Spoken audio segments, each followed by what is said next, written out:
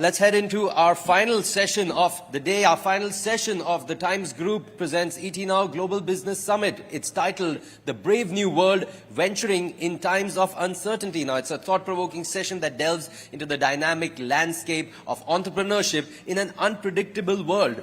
This session aims to explore the challenges and opportunities encountered by entrepreneurs as they navigate through uncertain times, offering valuable insights and strategies for success. Absolutely, Sumit, and this is quite understandably the reason why it is a showstopper, if we can call it that. We'd in fact like to invite up to moderate this session the dynamic Sanjeev Bikhchandani, the founder of Info Edge India. Please do join us up here on the stage. Maybe someone that we call as the OG of the startup world here in India. And as Mr. Bikhchandani comes up, let's invite up on stage his panelists. Absolutely. Aditya Palicha, the co-founder and CEO of Zepto, is there. And a person who perhaps doesn't need an introduction, Namita, Thapar, the executive director of Emcure Pharmaceuticals. We also have Mukesh, Bansal, the co-founder of Cure.Fit and Myntra as well. Go ahead. We have Kunal Bahl, co-founder Snapdeal and Titan Capital. We have Aman Gupta, co-founder and CMO of Boat, and Sudhakar Adappa, founder and CEO of BIA Brands. So it's over to you, sharks, if we can call you all that in your Well, own... some sharks are in the tank, but it'll be one of the most exciting sessions here. And with that, we'd hand it over to Mr. Bikhchandani. Over to you. Round of applause, ladies and gentlemen. Thank you. Thank you, everyone, and welcome to all the panelists. We've got 7 people on stage, and we have 40 minutes. So we're going to keep it tight, quick, short, pacey, and so I won't introduce everybody, because that will take 5 minutes. Okay? But since most people are known, it'll be okay. As and when I call them to speak, I'll give a quick 2-line introduction. Yeah? So the topic is venturing in a turbulent environment, or some such thing, but it is that, right? Why didn't I start with you, Kunal? Kunal has, founder of Snapdeal, taking a subsidiary of Snapdeal public pretty soon. But he's got another avatar, apart from being an entrepreneur and a founder. He, through Titan Capital, has invested in about 280 startups. So on this stage, he is the person with the most number of startup investments. 280 is pretty prolific by any standard, although it's taken 13 years to do it. So, Kunal, why do you invest, and why did you start investing? Yeah, it's a pleasure being here, and thank you. I must say that Mr. Bikhchandani is actually the reason many of us, or at least I can speak for myself, that I'm here, because when I was starting up my journey in 2007, there were literally no role models for entrepreneurship and tech entrepreneurship in India outside of India. A little piece of trivia. I didn't know this, but Kunal told me when he came back to India from the US, he applied to Naukri for a job. Yes. And he was interviewed, and we didn't make him the offer. Is that correct? That's right. That's right. And so he decided to become an entrepreneur. Yeah, thank you, I guess. But no, I didn't interview him. If I'd interviewed him, I would have selected him, but he was interviewed by somebody else. Yeah. So, look, it was obviously at a time when we started our business, there was nothing known as a startup. Startup only came into national parlance around 2016 or 2015 when the Prime Minister launched Startup India. Back then, in 2007, it was either you ran a business or you did a job. There was nothing known as, nobody knew the word startup. And so obviously we've come a long way in this journey in the Indian startup ecosystem. And in the early days, there was no domestic capital. There were like 5 venture capital firms. Most of the people who actually called themselves angel investors were actually devils, where they would offer 50 lakhs for 60% of the company, which was actually a genuine offer that was made to us as well. And at least the thought my co-founder and business partner Rohit and I had was that if we ever have the opportunity to and the resources to devote to mentorship and capital to the next generation of startups, we must do that. And we should do that in a fair manner. So in 2011, December, our journey of investing began with a very small check of 30 lakh rupees that we invested in Ola when it was just starting. They were doing 5 rides a day at that point in time. Back then, the seed round valuations used to be a little more modest, like 5 or 6 crore rupees pre-money. And that's how our journey started, and we realized that, look, we just want to help founders. We are not here to monetize, flip, and so our mindset always is invest very early, be the first money in, and then stay invested for a very long period of time. Like for instance, Ola, we stayed invested for 12 years in the company and sold our stake only last year. So. But tell me, now people have been talking about funding winter, valuations contracting, a lot of money, being very, very discerning and careful before investing in early stage companies. What are you seeing now? Are you still investing, and is it better or worse? Yeah, so at least our approach has been to be very consistent. We've been investing almost in the same number of companies, 15, 20 companies for 13 years now in a row. We've not had years where we've done 200 investments or anything. So we've been very consistent. I feel that the stage at which we invest, it doesn't really matter whether there is a funding winter going on, because the amount of money these companies need at that point in time, we can provide ourselves. So the funding winter has never deterred us from anything. We just have a very, very long-term view. We think of ourselves not as angel investors, but as early stage. So 280 में से how many companies have gone bust? A few dozen would have gone bust, but more than 50% have raised a subsequent round, which is a pretty high ratio. That's pretty good. That's pretty good. So he's continuing to invest, turbulent times or no turbulent times, and he says, "हमको फर्क नहीं पड़ता. It's okay. It doesn't make a difference to us." Namita, can I come to you next? Yeah, sure. Okay, so Namita, you are a shark on Shark Tank, right? And you began to invest 2 or 3 years ago, and before that you were not investing. What made you want to invest in startups?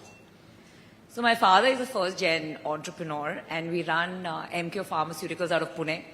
We're going to be going public in 3 months, so watch out for that big IPO. And basically, we charge money for that plug.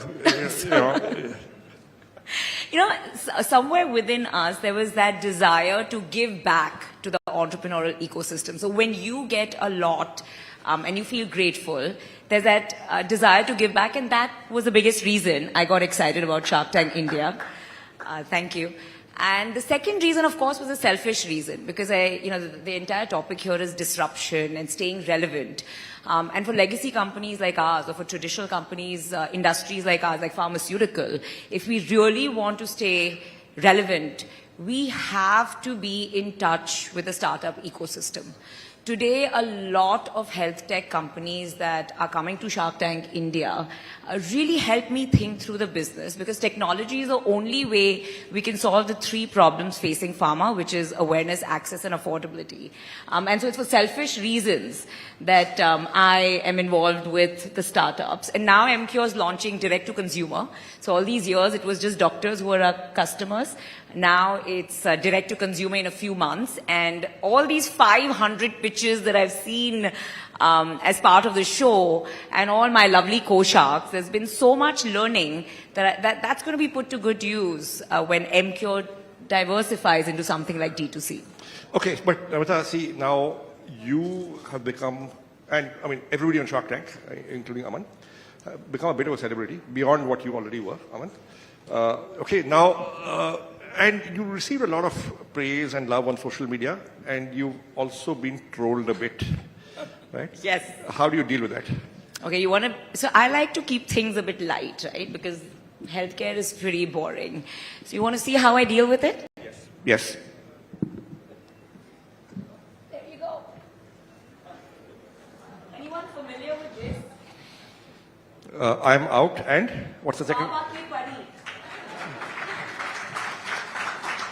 Okay, so are you... So I have one more, Sanjeev, that says Nepo Kid, and that says Ye Meri expertise nahi hai, I'm out.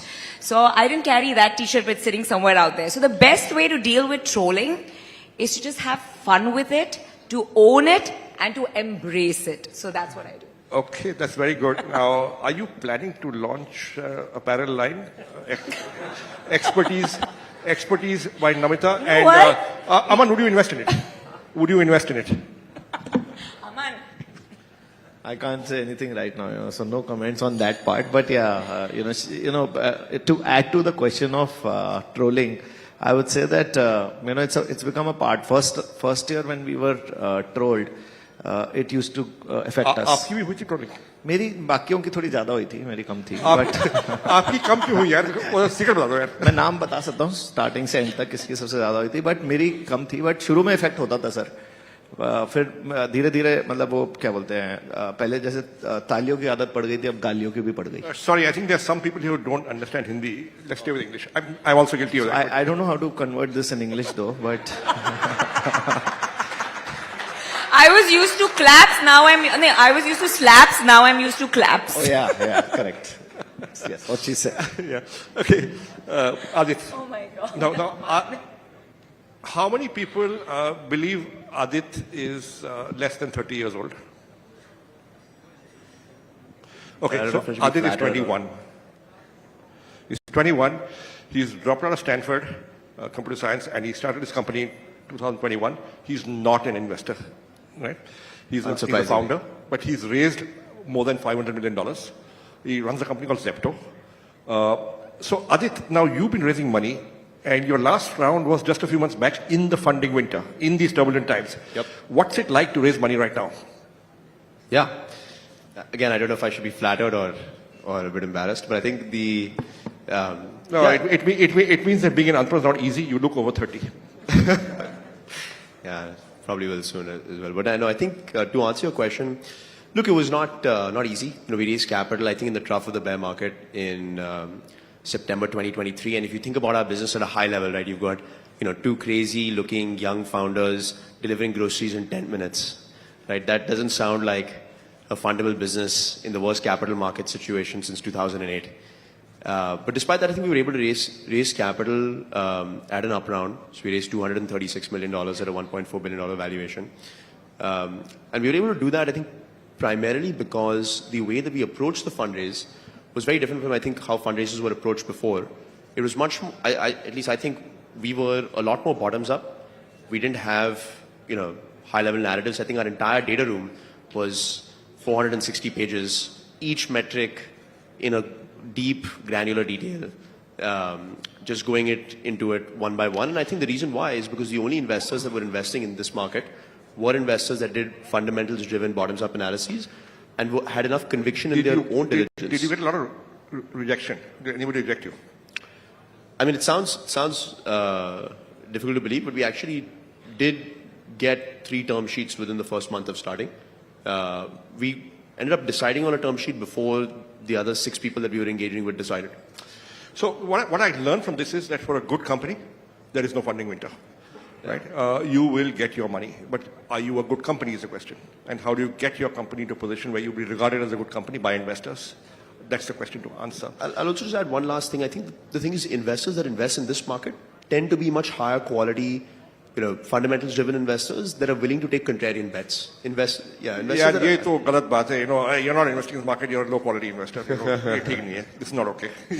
I'm kidding. Okay, I'm kidding. Okay. Sorry, Mukesh, coming to you. Right?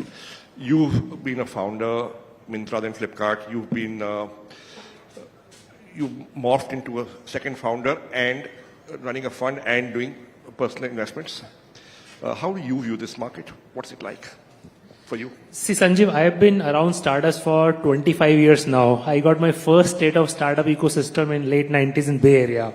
And there was 99 when it feel like that world is not going to stop. And 2000, suddenly it changed to as if there's no way to dig yourself out of this hole. And since then, I think I've seen 5 cycles. So now, the benefit of hindsight is that 21, it's crazy year, or 23, you always go back and there are many such years that you look back to, exactly how the cycle plays out. So it doesn't matter. I think for me, entrepreneurship, Kunal has done phenomenal job with this massive portfolio. Like for me, where I find most joy out of is building outstanding products. So whether I put a founder hat or an investor hat, just, working in the shop, trying to build a great product gives me good joy. Unfortunately, I can't do a lot of that on my own now. So partnering with other co-founders is what I'm trying to do, like it'll be, privileged to, let's say, partner with someone like him, at such a young age, has, phenomenal ideas, ambition that I can only dream of. So I think that's the motivation now, Sanjeev. Great. Great. Aman, coming to you. You are the second shark on this panel. No, sir, first. First shark, Sir. sorry. Sorry, sir. Okay, so you're the first male shark on this panel. Okay, we'll do a compromise, right?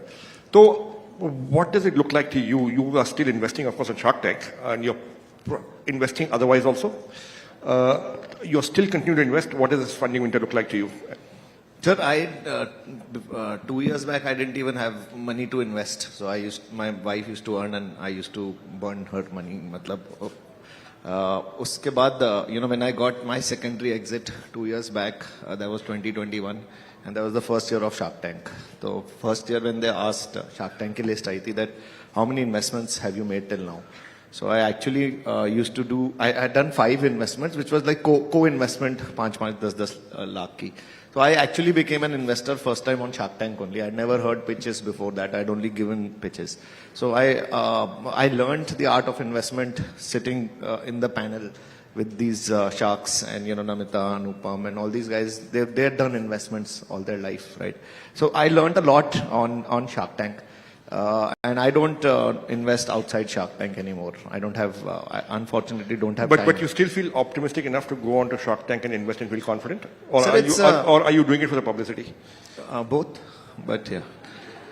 But if you ask me, first year I did around 20 investments, out of which, total, jitna humne paise lagaye the, 6 crores I had invested. And there is a company called Skippy. I invested 20 lakhs in it, and I'm just getting an exit of 6 crores. So one company itself is giving me the return of all the rest. That's So excellent. I actually learned that, this is and I take risks. I think it's a high risk, high reward market, especially, when people were not investing in electronics and, in our space, nobody was investing. But Kaval invested, Kaval Fireside. None of the VCs and Ps at that time invested in us, and he invested 6 crores only at that time, and I've already returned 100 crores. He still has 3% in our company, right? So I think it's just taking risks on startups, and that's what I did in first Shark Tank. I'm already in the money, and third ke bhi start hui hai. So I think it's good. It's a good way of making money also, sir. Okay. So, Namita, you also got an exit. There was some talk in the media. So I'm the first shark to actually get money in the bank. Aman is just hoping he'll get it. rivalry TV mein karo. No, but basically it was a beautiful company that's India's largest airport retailer. They work with 10,000 plus artisans, karigars like we call them, to make these kullards, copper bottles. Beautiful story about India's culture and heritage. And in 18 months, I got 3.5 times the money that I put in. And the money's in the bank, so happy to say that. So it's not just a show for entertainment and education, but I think an exit gives it the seriousness and the respect that the show truly deserves. Sudhakar, coming to you. Now, Sudhakar is not a financial investor. However, his company acquires products and brands and companies, therefore, and he's building a house of brands. How are you looking at the investing and acquisition environment right now, Sudhakar? It's a great time to be an investor, whether strategic or financial investors. They say, when the tide is high, you never know who's swimming naked in the beach, because everyone rises with the tide, and it's easy to go with the tide, right? When the times are tough, you kind of differentiate men from the boys. Right? So the opportunities are phenomenal because the expectations have come down quite dramatically. 2 years ago, we can't even talk to a company which is doing a turnover of about 2 million, 2.5 million. They were also, looking at the multiples, which are, trying to be polite, but I'm not. It's absurd to me as an investor, right? But right now, the expectations of whether you're an investor, an employee, or a founder, the expectations were far more realistic. I think we all came back to planet Earth. I think 2 years ago, at least the founders and the employees are on planet Mars. Right now, we've come back to Earth. That's a reality check. So that's good for you, right? Because you're a buyer. Great for me, not just as an investor, but as a company. We are all going back to fundamentals. I think there is a point where we forgot the fundamentals, but right now we are looking at fundamentals, and profitability has become one of the metric that we are looking at. Thank you. So listen, we have over here 6 people. who are continuing to invest, who are continuing to buy, who are continuing to raise money in this turbulent time. So venturing is alive, and at least large parts of it are well, if not all of it. I'll ask each of them one more question, and then perhaps we can have one or two questions from the audience. We have a total of 20 minutes left. Right? So the one question I want to ask is from the investors first, which is, in this market, what do you look for in a company before you decide to invest? What makes an investable company? I'll go with you first, Kunal. Actually, as I was saying earlier, that it doesn't matter what market it is, we are looking for exactly the same things. We're looking for, obviously, a fantastic team that has shown some amount of success in anything that they've done before. It could be a job, it could be another venture, it could be, dance, music, anything, sport. You have invested behind some dancers? We've invested behind people who have excelled at dancing, but now are doing a new venture. Because to be successful in anything, you require a level of intensity, which is necessary when you're running a business also. That's one. Second is, people tend to focus on large TAMs. People ask questions, iska TAM kitna bada hai? Actually, we look for narrow TAMs. We look for what is a laughably small TAM. The sliver of a market that you can go dominate with the 4 or 5 crore rupees you're going to raise right now, as compared to what is the $1 billion TAM that you're going to. So I think there's something there, right? And it's borne out by the experience of Naukri, right? So I'll tell you a story, huh? So in 1999, we were trying to raise money, right? And bubble market, I spoke to 4 investors and got 3 term sheets. Right? The 4th guy said, no, I will not invest. And I said, why? He said, I love you. You're a great salesman. You made a good pitch. But I will not invest. So I said, why? He said, what is the size of the print advertising market for appointment ads? So I said, maybe 400-500 crores. What is the price difference between print and internet? I said, 1:1,000. And I thought it was an advantage. He said, that means if you get 100% of the jobs that are in print, you will shrink the market to 40 lakhs. There is no market. And he did not invest. Today the company's market cap is what it is. So, yeah, we also, as we invest, don't always look at TAM. In fact, we know that if you're building a category-creating company, you will create the TAM. Yeah, the best investments we've made that have worked out historically, whether it was Ola or Urban Company or Mamaearth or any of these, ended up being category creators, and nobody felt that they will be category creators. Like, Boat was a category creator, Zepto is a category creator, all of Mukesh's businesses have been category creators, right? So, and the third is just discipline around unit economics. Because, founders will often say that with scale, my unit economics will improve. They almost never do. It actually gets worse usually. So unit economics, which is making money per unit, post all variable expenses from the get-go. I think all entrepreneurs and investors, if they take one thing away from this panel, I think it's the last point that he made. That if your unit economics is not working at a small scale, it will not work at a large scale. So be clear and make your unit economics work. If you just take that away from this panel, it's worth its weight in gold. Yeah. So Namita, what do you look for? So I think with regards to Kunal's point, one point I agree, one point I disagree. From my personal investing style, category creator type companies, you're not going to find too many of those in our country. So for somebody like me who's not a very pro-risk, a little bit more risk-averse type of an investor, I look at the TAM. I want to look at a very large market. I want to look at a market that's growing fast. And I want to look at a founder who has demonstrated sales, product market fit, and has shown that he has the ability to have a USP and is able to capitalize on that large TAM.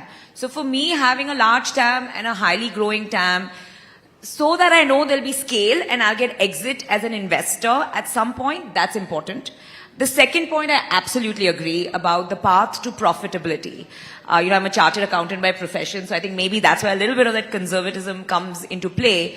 We want to see that they have a plan. So while they may be making losses at this point, They have to have a plan in place. And third and most important is we take a bet on the founder. So for me, it's very important that they know their numbers. They have to know every number, whether it's pricing, competition, anything I ask, it has to be in their head. And then with that, they have to have hunger and humility. So these are the three things that I would look at. So, Aman, what do you look for? And describe for us the last company you invested in and it's announced, and what you liked about it. Last company I invested in. And it's announced. It's made public. Huh? ऐसे नहीं याद पता नहीं sir याद नहीं आ रहा हाँ Coparo, which was yesterday it was aired on Shark Tank.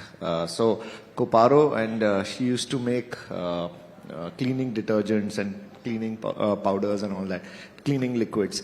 And I think she was a phenomenal founder, and I personally have taken, I don't know whether you've seen Shark Tank, but in season 1 also, this one also, 3 also, I have taken bets on people even without having business plans. Like, Vidit was saying, right, at 21, he had no business experience, he had nothing, but people took a bet on him, like same way people have taken a bet on me. So I think if you take a bet on the founder, he will deliver something, if not in this industry, maybe some other industry. And if he's a good guy, if he knows how to hustle and stays humble, I think he can do something. I think he will return your money somewhere or the other. So I have taken bets on founders, and it has worked for me, sir. I think that is TAM, no TAM, I don't know, but founder bets is most important for me. Founder bet. So you look at the founder, and that's your biggest bet. 90% founder. 90% founder. बाकी 10%? बाकी तो sir बाकी चीजें भी देख लेते हैं ना थोड़ी तो मतलब कंपनी क्या company whether he has a company, whether he doesn't have a company, whether he has which industry is he working on, and whether he knows how to make money. He's not factoing, he's not just he knows the DNA, as as Namita also said, I am also, there is a banya, now you will ask me to convert in English, I don't know, but yeah, there is a mentality I have, right? And then my co-founder is Gujarati. Okay, between Banyas, Marwadis, Gujaratis and Sindhis, who would you invest behind? I would prefer Gujaratis. Yeah. Okay, I don't want to go further into that. No, but we might get into trouble. No, why? I can tell you that they have something in their blood. They know how to do business much better. And my co-founder, he's not a chartered accountant. Samir is not a chartered accountant, but he does finances better than me, or even the CAs we've employed in our company. I think they know dhanda banana aata hai. They know, they eat or drink something which has that, their blood has dhanda in them. So Namita is Gujarati, right? I love the way that they eat or drink something. Okay. And by the way, all the Guju food I carry on the sets, my papadas and all, he hates it. He doesn't touch it, just for the record. Okay. He only thrives on butter chicken. Okay. You grew up in Delhi, obviously. Yeah, I do. Mukesh, which is your best company? And what did you think when you went into it? I'll just maybe very quick story. So 6 years ago, these 2 ex-ISRO engineers, they reached out to me and they said they want to build this rocket company. It was so audacious, so I met them. I said, "Kya rocket kaise banoge?" You are just 2 guys in your late 20s. And they said, no, we really think India should have a private space company and we know how to do it. We'll get it done. I said, boss, at that time, even regulation was not allowed. And I just estimated it will probably take them 10 years to build a rocket. And VCs will not fund it because, space industry, there's no monetization, no TAM. Then I said, are you willing to work on it for 10 years? They said, yes, if we can just somehow survive and, support our lifestyle. I said, how much will your lifestyle, cost? They said, we have very conservative lifestyle. We can manage our family in 50,000 rupees a month. I said, if I guarantee I'll pay you salary for next 10 years, will you do this for next 10 years? They said, we'll do it for rest of our lives. I invested. Within 5 years, they became the first private space company out of India to launch a rocket in space. So, this is Agnikul. Skyroot. Oh, Skyroot. Okay. And how's it doing now? They're doing incredibly well. So they recently raised money at $500 million valuation. GIC has come in, Temasek, $75 million. They are actively in production to launch. First orbital launch.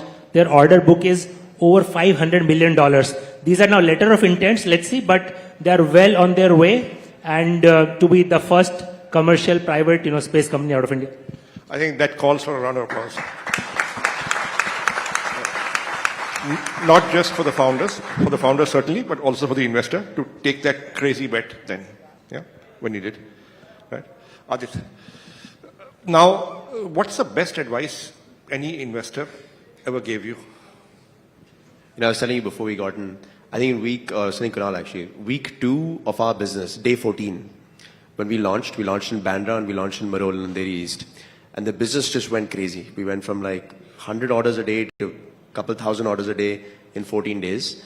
And Suvir, who's the managing director of Nexus and the first institutional investor we brought on board, he was like, this is too fast. This is crazy. I've seen this before. I've seen this movie. Right? Here's a company that's found like some crazy product market fit, some insight. And he just dashed into our office one day. And there was just like 6 guys, 7 guys. We were just like scrambling, trying to figure it out. He got all of us in a room and he said, make a P&L. I didn't know what a P&L was. It was day 14. I said, what is that? And then he pulls out all his, like, he gave me deliveries, early P&Ls. He's like, I want you to make this right now. And I was just thinking, I was like, what is this? But then he showed up at our office every day for a month with the same request, just did not do anything else. I don't know he just decided not to go to the office for quite some time. But he just pushed us on that. He pushed us on discipline. He pushed us on rigor. Even today, the level of depth that he operates in is phenomenal. So I think that was one thing that really set the culture and the DNA of the company. And I think the second best advice that I ever got was from our Series B lead investor that said, and he's invested in like multiple successful consumer internet companies in the US. And he said that the only thing that matters for any consumer business is execution. Every other vector, whether it's capital, whether it's even like strategic, advantages, all of that is nothing compared to execution. So those are the 2 biggest pieces of advice that we got. Great. Tell me, what about you? How should founders conduct themselves in these times that they are able to get the funding they want or need, or at least get acquired by you?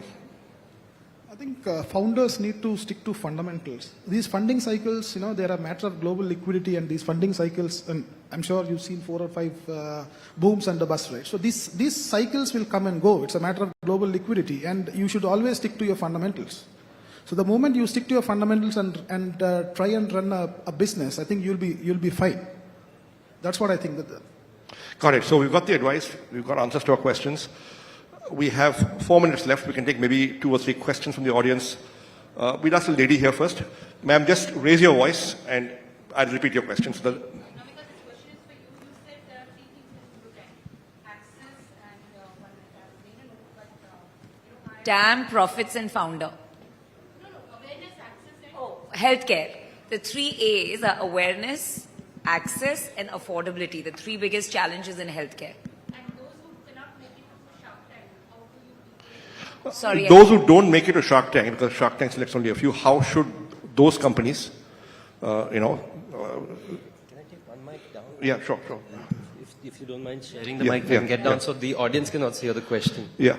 So the question is, those who don't make it to Shark Tank, how can they come to you and get funding? So to me personally, right? So we've started a fund. I've started my own personal fund.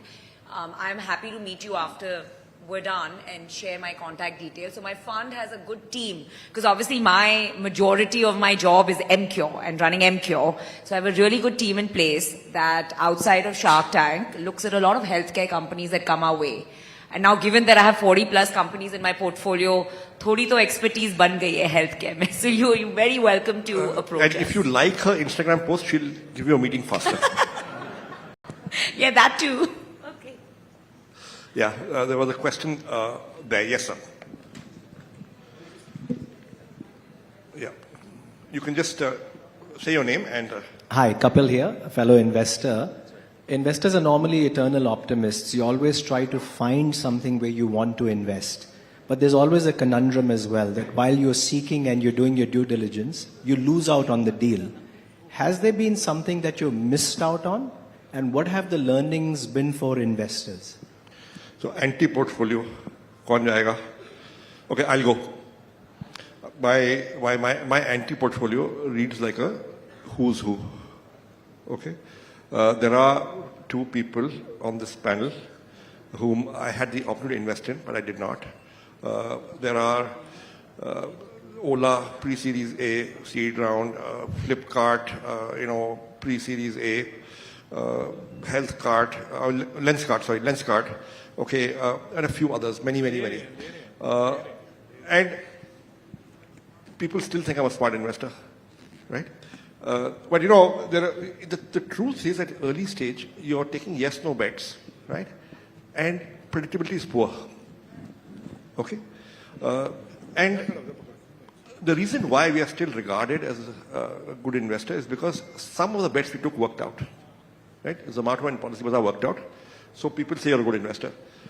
So I'm not sure we're that good, because you said no to so many good ones. But two worked out. So I look at it philosophically. I don't look at it like, hey man, I said no to this and it worked out and I missed it. I say, the ones you did some of those work out? If they did, be happy.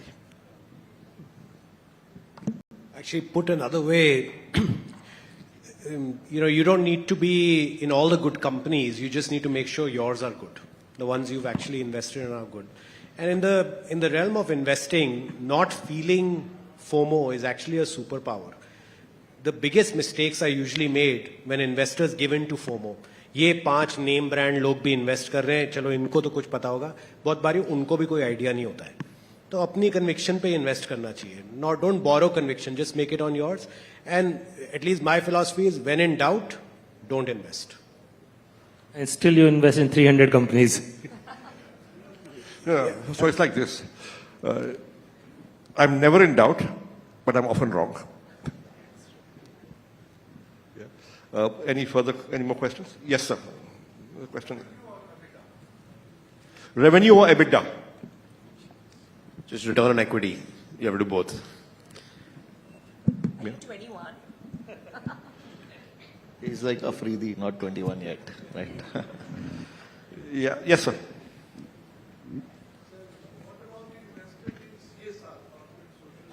What about investment in CSR? Whether any schools are being built, something is done for the downtrodden. Of course, profit is the essence which drives everyone. But some portion, some money is earmarked.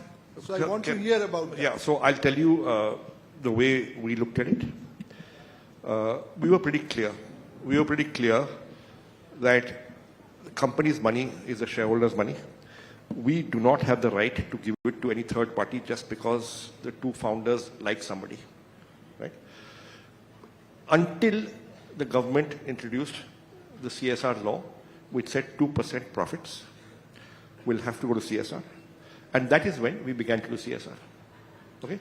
But fundamentally, we believe that company's money, shareholders' money, आपको CSR करना है, आप dividend देके कर दो, आप अपने share बेच के कर दो. That's what we felt. And I believe that stand was right. And when it became law, we began to follow the law. And now we do company CSR. And I'm sure all of these companies, as and when they get to profit, and many of them are at profit, will do CSR. Yeah. But that's a brilliant question, even from the perspective of there were a lot of companies that came on Shark Tank, the sanitary napkins, recycling companies working with farmers, Haq Darshak that gives government schemes to villagers and make sure, they charge them 500 rupees and make sure they get those schemes. It is possible to do good and to do well. So there are enough companies that are straddling the path. I mean, of course, once you become successful, you can give your 2% to CSR. But there are a lot of companies that are really balancing social impact and profitability beautifully. And impact investing in this country will get bigger as years go by. Hello, can I just last? Yeah. The time is up. Last question, sir. Yeah, I'm a professional, I'm a cardiologist. I just wanted to know the mindset of the investors. I mean, I'm Dr. Vivek Gupta and working in Apollo. How much is the return of investment broadly they look at? I'm talking if I talk to somebody outside India or Dubai or something. I just wanted to know my mind, how much is the return of investment a good investor look at before agreeing to become one of the investors? So in healthcare. Is there a target IRR? That's the question. I think. In healthcare, so, Namita, you want to answer? Go first. You know, healthcare, I'll talk predominantly about health tech companies, right? Because Not most health of, tech, has something like hospitals and education both. So hospitals and all are so massive at this point that it's more private equity than angel investing or early stage venture capital. And private equity come with a very straightforward formula. The ticket size is larger. The IRR they're looking at. So for example, we had Blackstone that invested in us, and then Bain Capital took their stake. So they come with a global predetermined IRR, which is, you know, again, it does not fit in the startup formula at all. It's always on the higher side because the ticket size is higher. It's a huge. The only private equity can work in that. Yeah, okay. So we'll have to end here. Hospitals for sure. We'll have to end here. Thank you, ladies and gentlemen. Thank you to the panelists. Thank you so much.